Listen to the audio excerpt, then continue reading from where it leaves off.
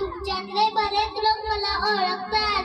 मी सावित्री ज्योतिबा फुले. माझा जन्म 3 जानेवारी 1831 रोजी नायगाव इथं झाला. संपूर्ण भारतभर हा दिन बालिका दिन म्हणून साजरा केला जातो. अवघी 9व्या वर्षी माझं लगीन झालं.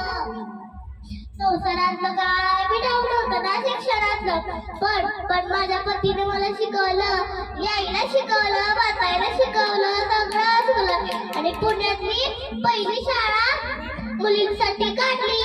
पण त्या काळी मुलींचा शिक्षणाला विरोध होता. लोक मुलींना शाळेत पाठवत नव्हते, पण मुली शिकल्याच पाहिजेत आणि पुरुषांसारखा त्यांना समाजात मान मिळाला पाहिजे. यासाठी या कार्यात मी त्यांना साथ दिली. म्हणून समाजाने मला लई त्रास दिला. म्हणजे शेण फेक, दगड फेक, शिव्या शाप देणे हे सुरू झाले. पण मी याही कार्यात माझं कार्य सुरू ठेवलं.